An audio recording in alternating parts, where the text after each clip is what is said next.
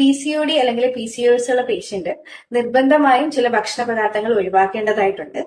അതേപോലെ തന്നെ ചില ഭക്ഷണ പദാർത്ഥങ്ങൾ ഉൾപ്പെടുത്തേണ്ടതായിട്ടുമുണ്ട്. ഇത് രണ്ടും ചേർന്നാലാണ് PCODയുടെ ഡയറ്റ് കംപ്ലീറ്റ് ആവുക. അതിൽ എന്തൊക്കെ ഭക്ഷണ പദാർത്ഥങ്ങളാണ് ഒഴിവാക്കേണ്ടതായിട്ടുള്ളതെന്ന് നോക്കാം. ഒന്നാമത്തേതാണ് പാലും പാലുൽപ്പന്നങ്ങളും. പാലുൽപ്പന്നങ്ങൾ എന്ന് പറയുമ്പോൾ പനീർ, തൈര്, ചീസ്, നെയ്യ് തുടങ്ങിയവയെല്ലാം തന്നെ ഒഴിവാക്കുക. രണ്ടാമത്തത് അരി, ഗോതമ്പ്, മൈദ തുടങ്ങിയ പോളിഷ്ഡ് ആയിട്ടുള്ള ധാന്യങ്ങൾ. മൂന്നാമത്തത് പഞ്ചസാര. ആർട്ടിഫിഷ്യൽ സ്വീറ്റ്സും എല്ലാം തന്നെ ഒഴിവാക്കുന്നതാണ് നല്ലത്. നാലാമത്തതാണ് ട്രാൻസ് ഫാറ്റ്. ട്രാൻസ് ഫാറ്റ് എന്ന് പറഞ്ഞാൽ പൂരിത കൊഴുപ്പ്.